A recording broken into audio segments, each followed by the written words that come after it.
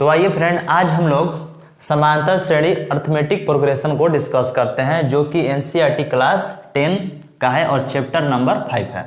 ठीक है ना। तो सबसे पहले हमको यह जानना है कि समांतर श्रेणी होता क्या है। तो समांतर श्रेणी का परिभाषा कहता है कि जब कोई श्रेणी समान अंतर से चलता है तब उसे समांतर श्रेणी कहा जाता है। फिर से एक बार पढ़िए कि जब कोई श्रेणी समान अंतर से चलता है तब उसे समांतर श्रेणी कहा जाता है। तो आपको इसका ये ध्यान रखना है कि समान अंतर से चलना चाहिए श्रेणी। जैसे एग्जाम्पल के लिए हम यहाँ पर लिखते हैं 2 हो गया, 4 हो गया, 6, 8, 10, ऐसे लिख दिए। ये एक श्रेणी है, ठीक है ना। अब इसमें देखना है कि ये श्रेणी कैसा श्रेणी है, मतलब समांतर श्रेणी है या नहीं।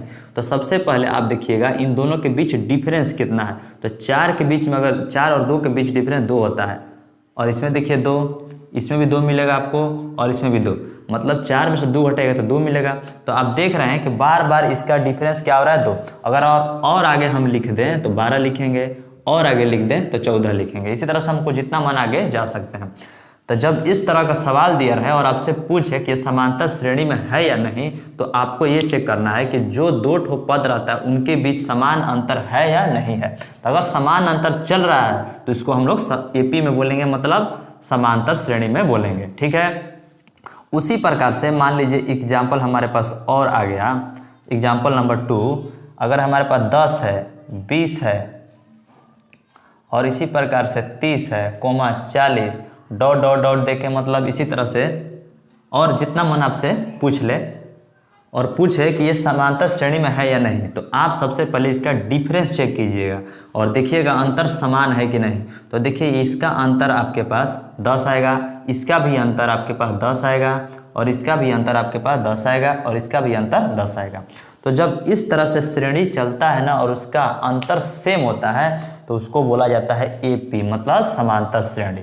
ठीक है। तो इसमें हमको कुछ पद मतलब कुछ शब्द याद रखना पड़ेगा कि इसमें कैसे इसका यूज करना है कि हम बहुत से अधिक इस तरह के मैथ को सॉल्व करें। तो देखिए पहला नोट है पद। जो इसमें पद रहेगा ना, मतलब देखिए ये एक पद है, जिसे मान लीजिए शुरू स्टार्ट किए थे तो ये पद है, ये भी पद है, ये भी पद है, ये भी पद है, ये भी पद है, और इसी तरह से जितना अक्षर इसमें सब पद है। तो जितना अक्षर रहेगा, जितना पद रहेगा, उसको A1 से और उसके आगे A2 से और A3 से, और नहीं तो 4 है तो 4 A4 से दिखा सकते हैं।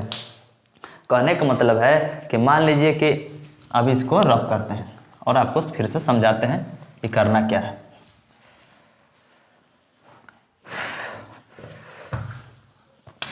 तो मान लीजिए कि हमारे पास एक सवाल है,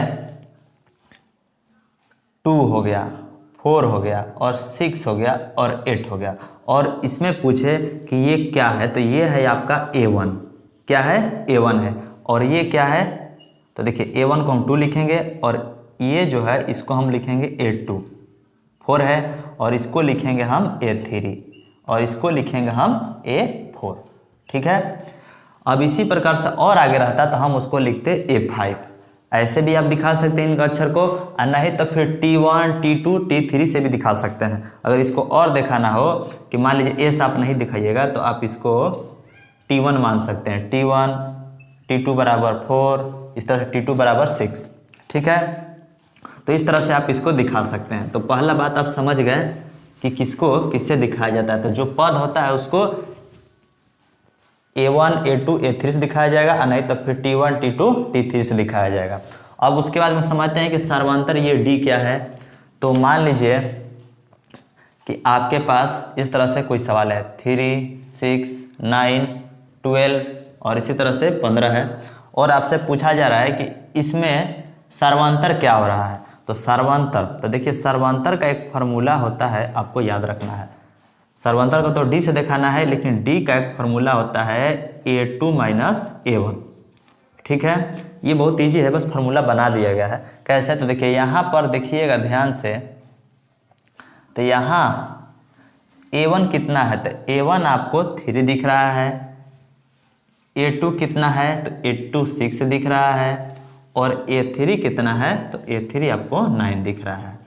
अब आपको बताना है कि इसमें डिफरेंस कितना हो रहा है। तो ये सवाल छोटा है इसलिए आपको समझ में आ जा रहा है कि 3 का डिफरेंस चल रहा है, लेकिन अगर सवाल बड़ा हो जाए तब कैसे चेक करना है उसके लिए ये फार्मूला बनाया गया है। तो देखिए इसमें हम क्या करेंगे, हमसे पूछा जा रहा है कि अंतर कितना है ना, तो डी बराबर लगाएंगे फार्मूला, और ये डी जो होता है वो बताता है सर्वांतर। क्या बताता है? सर्वांतर। तो डी बराबर होता है A2 माइनस A1। ठीक है, A2 कितना है? 6 है, और A1 कितना है? तो 3 है। तो ये हो गया 3। इसका सर्वांतर क्या चल रहा है? 3। इसमें आप फार्मूला आप ऐसे भी लिख सकते हैं, डी का फार्मूला ऐसे ही बना सकते हैं कि A3 में से A2 को भी घटाकर आप 3 ही प्राप्त कर सकते हैं। देखिए मान लीजिए अगर हम इसका फार्मूला ये यूज ना करके ये यूज करें, डी बराबर A3 माइनस A2। तो देखिए 3 कौन है? तो 3 आपके पास 9 है, और दूसरा मतलब A2 कितना है? 6। तो 3 हो गया। तो हम इसमें सर्वांतर जो अगर चेक करना हो हमको, तो हम A2 में से A1 को भी घटा के आंसर निकाल सकते हैं, ना तो A3 में से A2 को निकाल सकते हैं, और नहीं तो फिर A4 में से A3 को ही घटाकर हम इसका सर्वांतर चेक कर सकते हैं। तो ये हो गया आपका पहला सवाल। अगर इस तरह का सवाल है,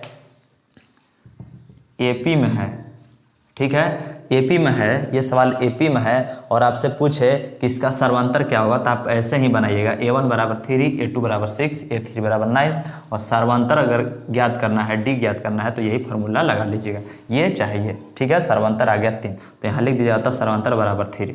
तो आप समझ गए होंगे कि समांतर श्रेणी क्या होता है। तो जब कोई श्रेणी समान अंतर से चलता है उसको समांतर श्रेणी कहा जाता है। अब हम इसका टाइप स्टार्ट करेंगे और देखें किस किस टाइप के सवाल पूछे जाते हैं, तो इसको नोट कीजिए।